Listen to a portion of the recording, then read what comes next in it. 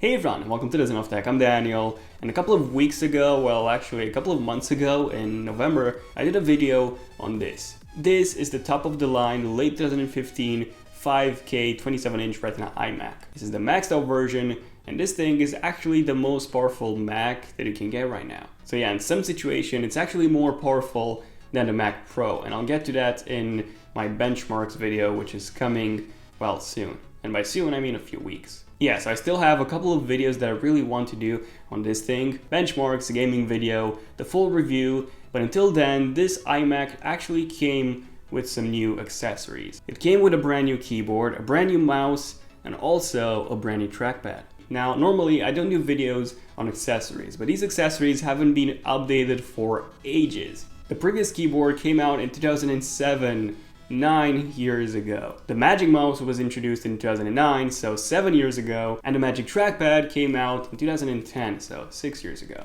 So yeah, they haven't been updated for a really long time. And I got a lot of requests from you guys to review all these new accessories. So there you go, this is my first video covering the new accessories. And in this one, I'll be covering the brand new Apple keyboard too. Enjoy.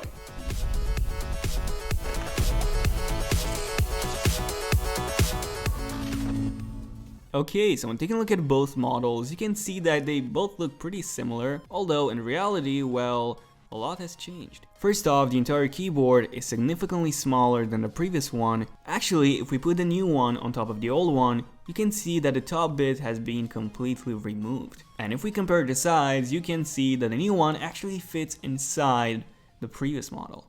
Now, the cylinder on the old one held the batteries. 2 AA batteries, which you either had to replace or recharge when they ran out. That cylinder is gone now, which means that, well, you never have to replace the batteries. The batteries are now sealed inside the keyboard, and on the back we have a lightning port, which is how you charge this thing.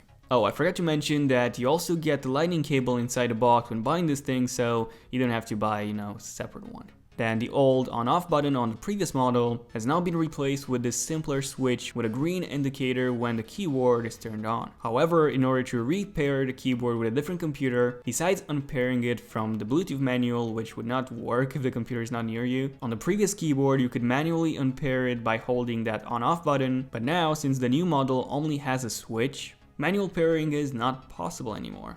Well, actually, it still is. You just need to connect the keyboard via the lightning cable to a computer, and boom, that's how you pair it. It's quicker than before, but at the same time, you need the lightning cable for this kind of pairing. Now, just out of battery life, the old one lasted me for about 3 to 4 weeks, after which I had to change the batteries. And I've been using this new one since late October. I've been using it every single day. It came with 86% battery life, and I've only charged it once. And that was about a week ago. So yeah, the battery life on this thing is pretty good. As for the actual keys, the layout is a bit different now. First off, all keys are larger now. The escape key is significantly longer. The arrow keys have a weird look now. They've evened them out and removed the space between the arrow keys. And because of that extra space, the function keys are also larger now. And we get brightness controls, mission control, launchpad. F5 and F6 don't do anything because on a MacBook they're the backlight controls. Oh, and one thing to keep in mind, this keyboard still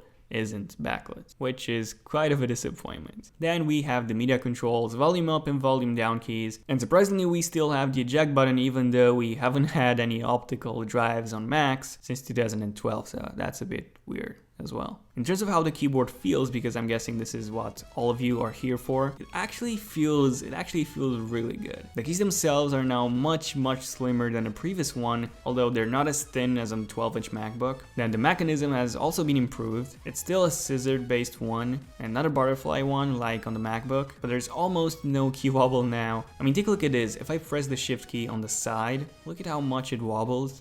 But now look at how precise the new one is.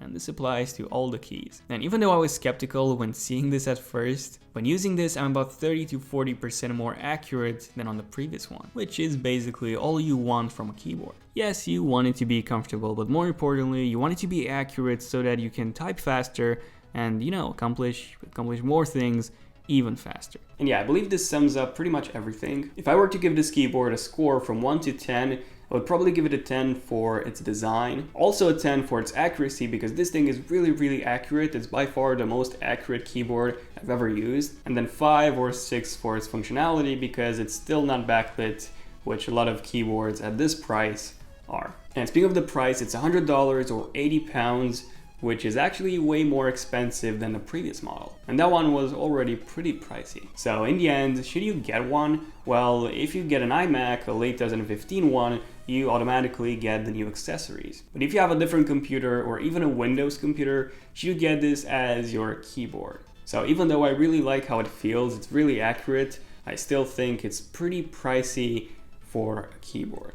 But hey, if you have a local Apple store, just go and try this keyboard out. See how it feels, see how fast and how accurate you can type with it. And if you like it, well, get it. Now I'll be covering the remaining 2 accessories, the Magic Mouse 2 and the Magic Trackpad 2 in separate videos. So if you haven't already subscribed to my channel, well, feel free to do so in case you don't want to miss out to those videos.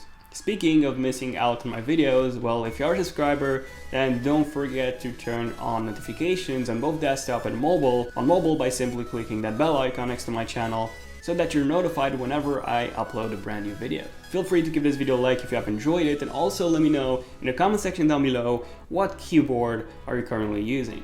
What's your favorite PC keyboard? Let me know in the comment section down below. Thank you all for watching this video. I'm Daniel, and I'll see you in my next one. Daniel, signing out. Cheers.